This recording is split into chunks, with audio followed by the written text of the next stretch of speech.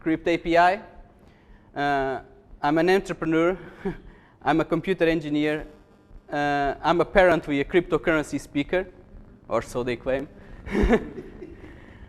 I'm a TV show and movie aficionado, a traveling fan, and a space enthusiast. I began coding about 15 years ago just to piss off a teacher.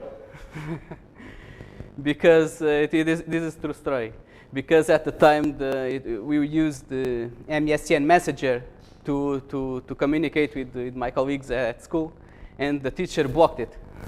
So I coded a chat alternative in Visual Basic in order to be able to chat with my friends. I've been coding professionally for the last 7 years. Started as a freelancer, and then I started my own software development company, which is Root Technologies. And I entered the cryptocurrency world about 5 years ago. It was still not in the early stages, but most of the people had never heard of it, and I got into it. So, what are we going to talk today? First, what are cryptocurrencies and their underlying technologies? This is to help anyone who is not really into the cryptocurrency world. What are the big advantages and drawbacks of blockchain? How to get paid in cryptocurrencies? And last, I'm sure the question that is on everyone's mind, is Bitcoin going to hit 100K by the end of the year? And actually, let's just start with the last one. Is Bitcoin going to hit 100K by the end of the year? And the answer is no. Moving on. So, first steps. Blockchain. What is it and what are its limitations? So, blockchain is like a buzzword that I'm sure pretty much everyone has heard by now. And what is it? And it's its namesake. It's a chain of blocks that are cryptographically secure, and they are tied to the previous block. So you can't rewrite a block without rewriting everything that's after it. And that's what gives it security, because in order to rewrite everything, and the more blocks are on top of that block, the harder it is, because you'd have to have like a huge computing potential in order to be able to do it. And that brings us to its limitations. Its limitations are mostly in scalability, because you have to do so much work in order to create a block. It means that it can't, by design, it can't have so much scalability. Otherwise, it will become weak to brute force attacks, basically. And that's blockchain. Then we have Bitcoin, which was the first cryptocurrency. Blockchain was invented to secure the Bitcoin. And it is the underlying technology on Bitcoin. It was created by some guy named Satoshi Nakamoto, that to this day no one has ever figured out who he is or was. Then we started getting so-called second-gen blockchains. This usually means smart contracts that was pioneered by Ethereum. And the big thing with the so-called second-gen blockchains, it's the ability to insert code into the blockchain, and it can trigger on certain events that code, and after it is deployed to the blockchain, you can change it. So this is good when you want to issue certain payments or at time intervals, or when some event has occurred. That's why it's called smart contracts. When a contract is fulfilled, then the payment is automatically released, something like that. And the opportunities are limitless with this kind of technology. But then again, it has the same drawbacks as the original blockchain, which is a limited throughput that you can have. And Ethereum, in this case, is much better than Bitcoin in transactions per second that it can handle. But even so, it is very bottlenecked there. And actually, a couple of years ago, there was a very viral crypto game. It was called Crypto Kitties. You had like it was built on top of smart contracts, and you had your kitty, and you could trade it and sell it and buy it and whatnot. It pretty much clogged the entire network, just that game. The Ethereum, it was 4 weeks, the Ethereum blockchain was completely blocked. No transactions would go through. It would wait like days for a transaction to be confirmed because the CryptoKitties game blocked it out. Then we have DAGs, direct acyclic graphs, which there are a couple of major ones. The main ones are Hashgraph and IOTA, that they kind of bring the blockchain concept and turn it on its head. And instead of having like a single chain, you have atomic transactions that verify one another. This has a lot of other problems and other complex mathematics behind it. But what do they solve is the scalability. And these, theoretically at least, can resolve the small transaction per second problem with the blockchains.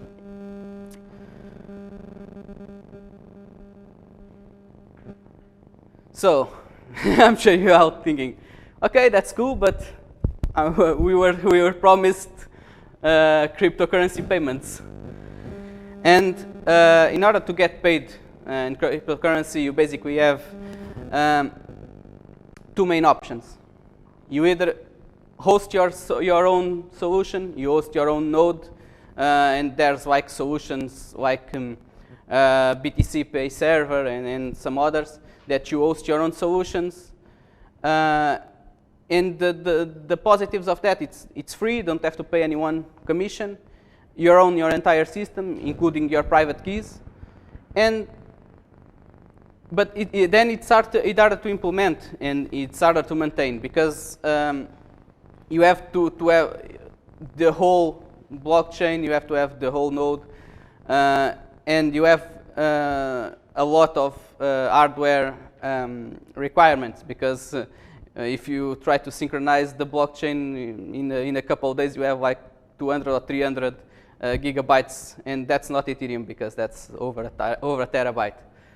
And then you have third-party solutions, which are not free. There are no free lunches. But they are easier to integrate. They allow you to integrate multiple currencies. And you have less hardware overhead requirements.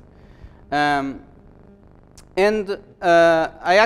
developed a few of the self-hosted solutions for a few clients. And then I started thinking, how could I develop a system that would improve this solution? Because when you are trying to self-host it, you have to have like a medium to high degree of knowledge about the cryptocurrencies and how to develop the integration itself. And that's when I came up with Crypto API to solve exactly that problem. So, what are the problems I'm trying to solve? First, easy integration with multiple cryptocurrencies, ability to give automatic commissions, this is like, for example, let's say you have a shop, and you're trying, not a shop. Let's say you have a platform, marketplace, and you want to keep like 10% of your client sales, but then the rest of it is for the store itself. The ability to do this automatically is good, because otherwise you have to have like at the end of the week or the month you have to calculate how much are your commissions and whatnot. So our ability to give automatic commissions is helpful. Instantaneous settlement to your own wallet instead of having the like for services like Coinbase and coin payments and whatnot. Your funds go to their wallet, and then you have to send to your own wallet, and that's not an okay scenario, in my opinion. And finally, no sign-ups or API keys, because when you try to sign up for some of these services, like a nightmare, you have endless merchant application forms and whatnot, and I like it simple. So, how it works in a nutshell. This is a not UML communication diagram.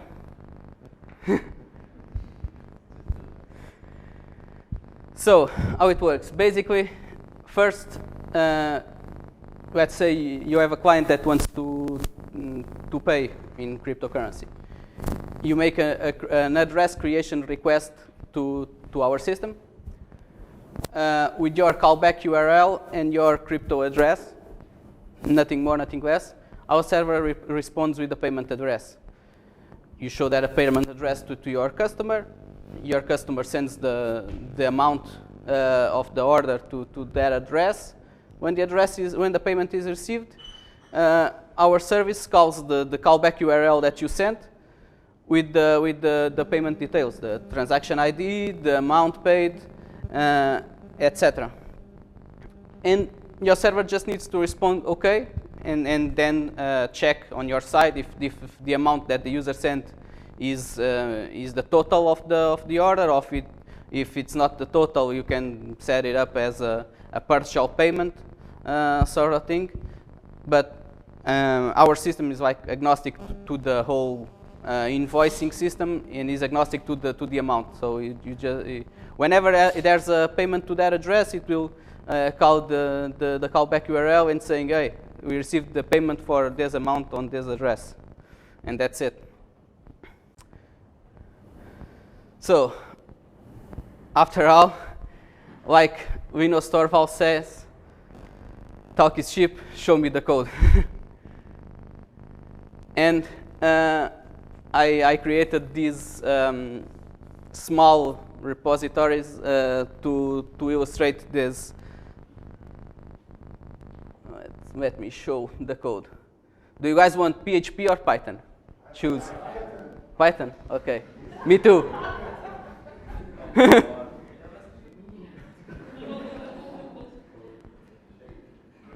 No JavaScript.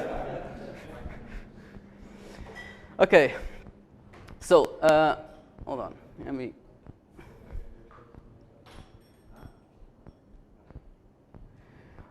What I have implemented is the first part. This part, I don't have the whole handling of the callback. You can do it if you want. It's here. Wait. In order to install this, you just need to clone it and install the requirements, which is just requests.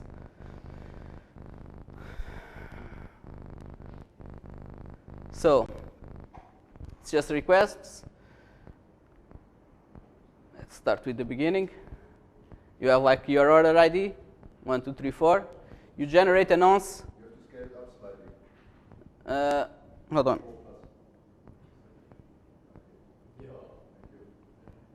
Is it good now? Very nice. Okay. So you have your order ID, 1, 2, 3, 4, whatever. you generate a nonce. This is just to confirm that when you receive the callback that it's from us. You save that nonce, so when we make the callback request, you know that nonce is valid. You have your callback base URL. In this case, I use this webhook website. It's very easy website where you can check the. I don't know if you guys ever seen this website. This is very good to test callbacks because here it gives you an ID, and you can whenever there's a request to this address, it will show all the data that was in the request. So this is very useful. And you have your Bitcoin address in this case. You build the callback URL. It's just passing the parameters to the base callback URL. In this case, the nonce and the order ID. And here you build the parameters to send to the service. In this case, the callback URL, the address, and pending to 1 or true.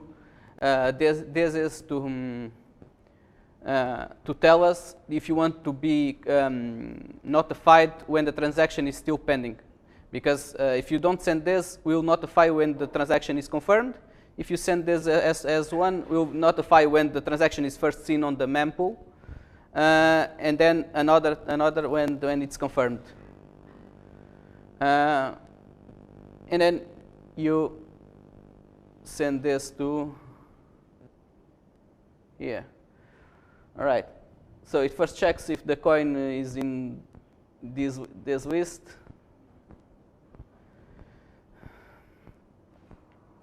Then it makes a GET request, base URL, coin, endpoint. In this case, endpoint is create. And sends the parameters and returns the response. If the response is 200, it fetches the JSON and shows the payment address. And then you can show your customer or create a QR code with it. If you want to create a QR code, you have to build like a payment URI. That's different for each coin, but we'll get to it in a second. Let's see if you can get this to work. Why not?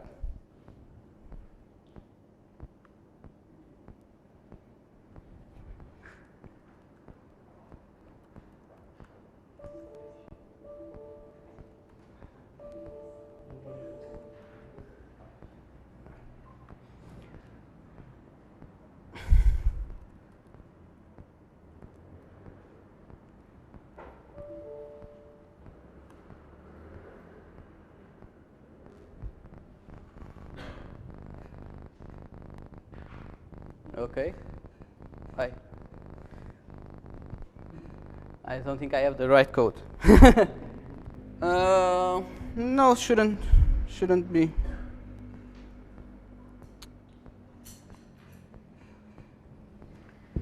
What? Okay, let's try the PHP one.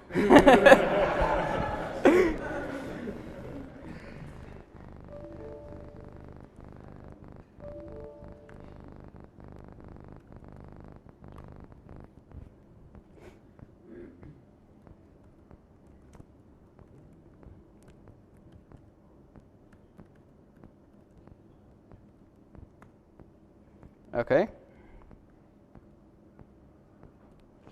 Let me just check the code for PHP so I don't. So I see that I'm passing all the parameters.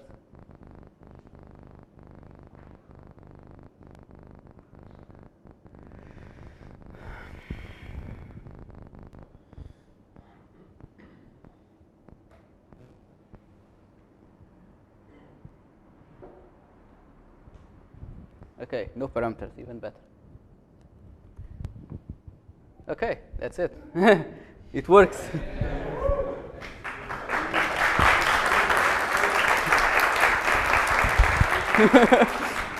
I made something work, yeah. So yeah, that's basically the payment address, and you just need to send any amount here, and it will hopefully work. Actually, yeah, let's why demos? Why not? What about the webhook website? Do we see it? Sorry? What about the webhook website? Yes, exactly. That's what I'm going to. But I wanted to make this in Litecoin, so I'm just going to change something here, because Litecoin is cheaper. It's cheaper to test in Litecoin than Bitcoin. Hold on. Let me just. What the heck is the mouse? Hey, here, let's copy this one. Now put it. I'm going to show you the. Whoops. Hey.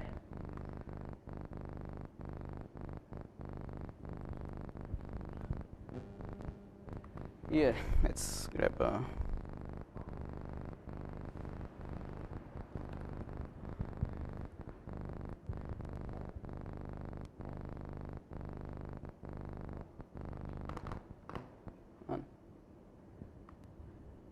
When I need just testing addresses, I actually don't own these addresses. So anything you send that, I don't know where it goes. Someone else, someone's getting money.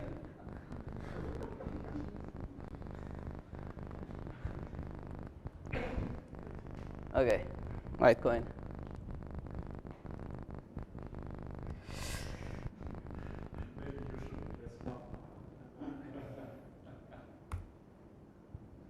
Okay, this sounds. Let's see.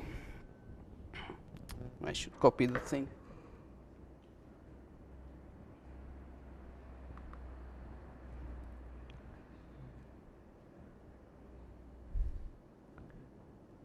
Did I copy it?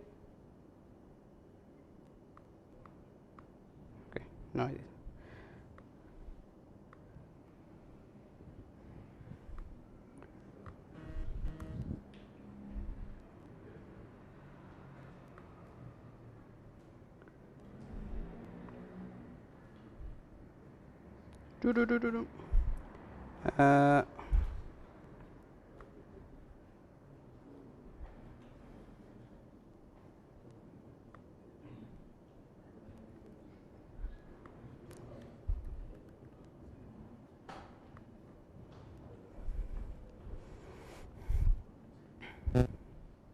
I'm just sending something there.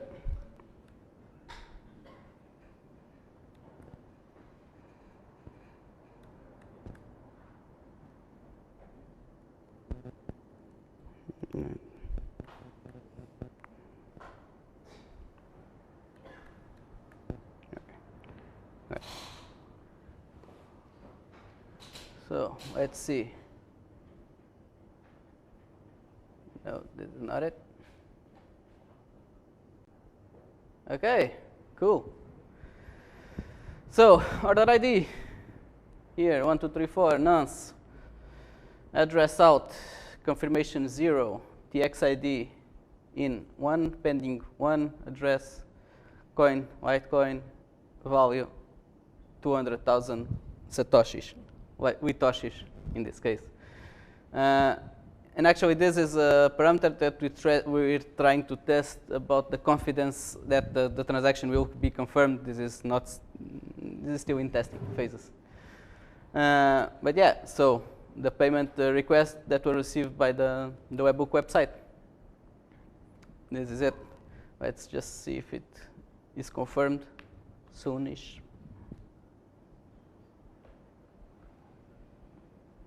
So maybe I missed that, but have you sent money already? No. Yeah, But when? it's it. Huh? But when? It says pending. So you Yeah, no, this is obvious, right? But when so you do that, I just have seen that you generate an address. I generated an address and then I sent it. This is the secret part, right? So No, yeah, I sent it from my Coinbase account, so yeah. Let's just see if it gets confirmed. But anyway, we'll get back to this later.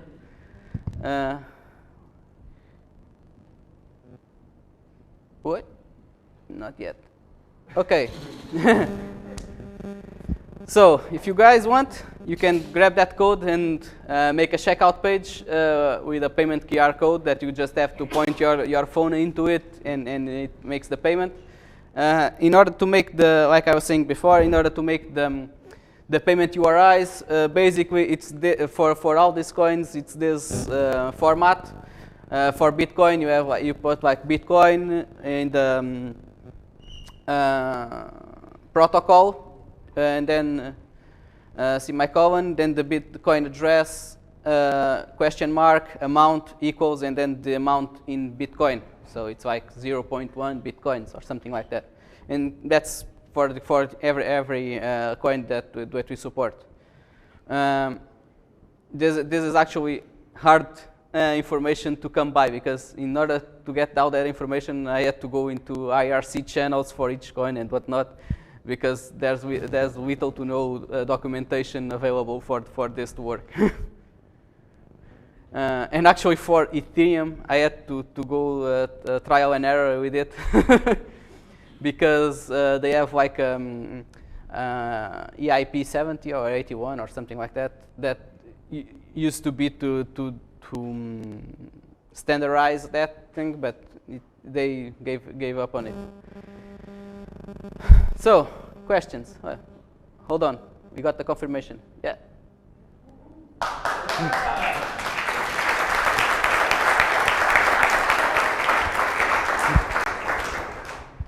Yeah, it's confirmed.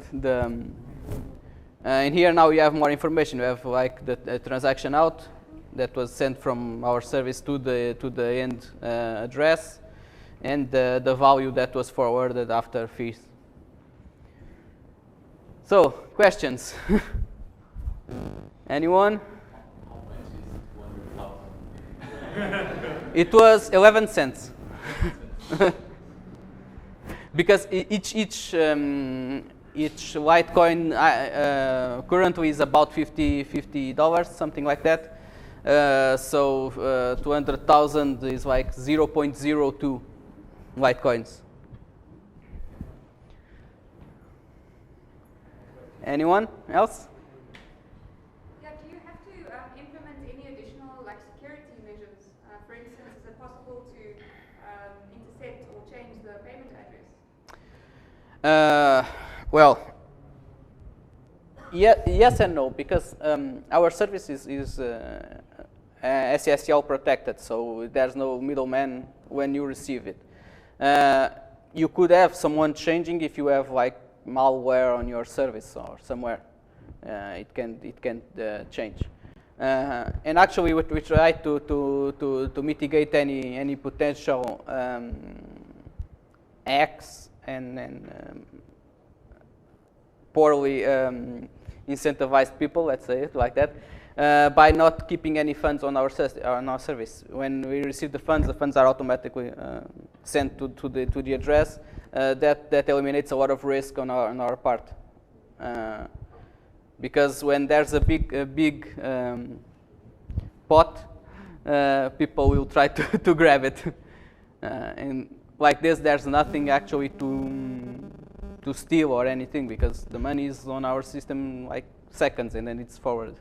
As soon as it's confirmed, it's forwarded, and it's gone. What's your pricing model? Actually, we have like, can show it. Basically, for each coin, we have like a minimum transaction value. For Bitcoin is about $1 or $1 and something. For the other coins is like 10 cents, 20 cents. And then we have a minimum fee and a 1% fee. Because like if it's a small transaction, it will calculate the maximum value between the minimum fee and the fee, and grabs the maximum value between the two. And no payments, no monthly payments, nothing like that. Can I already integrate it in my online shop? No, it's already released. Yeah. Actually, it kind of depends on the exchange rates, but at current exchange rates, we have like $650,000 processed, something like that.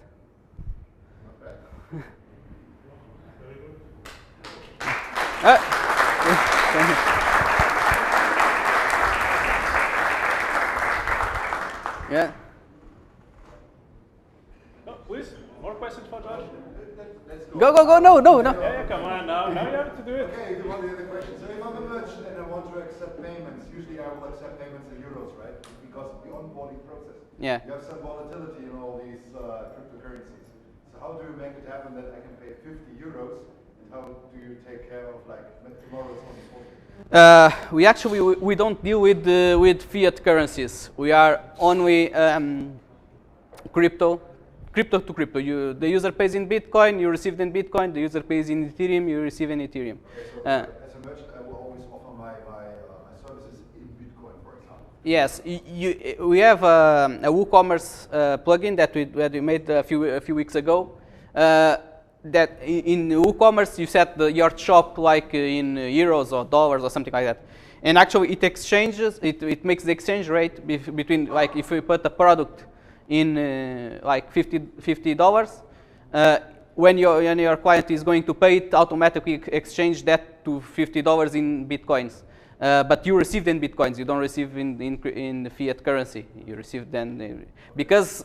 And this is the issue with no registration and no API keys and nothing like that. Because as soon as we touch fiat, we need to implement QIC and AML stuff. And we are an incorporated company. We incorporated last month in the UK, and we can do this only crypto with no registrations and no API keys. But as soon as we touch fiat, we'll need to do the registration and the QIC and all that. Already near your bank, right?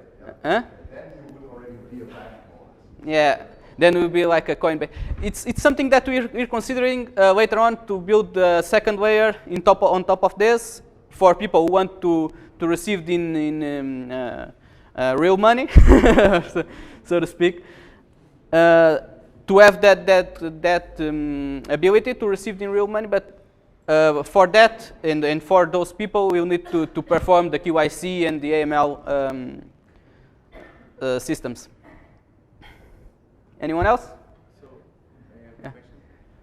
So the address that you generate to me to pay, it's in address of that crypto? Yes. It's yeah. In this case that in the case that I showed here. Hold on. This one is a Litecoin address. It starts with M, and this one is a Bitcoin address. It starts with the 3. And this will generate the address that is for your for the cryptocurrency that you selected, and then you send those cryptos to that address. The wallet behind that address is yours, right? Yes. Okay. So we're sending money to you, and then you forward that to me. Trust you that you always do that. Yes. That's the drawbacks with third-party systems, because in third-party systems you don't own the entire system, and that's like on the slide that I had about the two options. If you self-host, you have a lot more overhead, but you own the entire system. You own the private keys, and you own everything. With third party, you are always going to to rely on someone. But our service, going back to what I was saying, the good thing is that it's settled automatically. So there's no if you send 10 cents and you see that you don't receive it on the other hand, you say, oh, the system is no good. And we can't hold your funds that long. funds are automatically sent. You can't have like frozen accounts or something like that. That has happened with coin payments and Coinbase and whatnot. Like people have like a lot of money there, and then they froze their accounts, and all money is gone. So if you have a lot of throughput, something happens to your server while you are, just for a few seconds, custodian of this money, what happens? All the we have backup of the wallets to AWS that is running continuously. So whenever an address is generated, the private keys of the address are backed up. So even if the server goes down, the money is secure on the because we have the private keys to. The private keys are backed up to AWS? Yes. Don't do that. But no, but they are encrypted. They are encrypted. They are not. All the wallets are encrypted with the passphrase, and they need the passphrase to decrypt the wallets. If someone grabbed the device, is encrypted. Yes. Like, even if I lose the passphrase with the wallet file, I can't do anything with it. I've tried because I've lost passphrases to one address that I had. I've tried. It doesn't work. And that encrypted phrases or words, it's offline, I guess. Yes. Yeah. Okay, so if you have more questions for Jorge, please grab him. He will be around here. You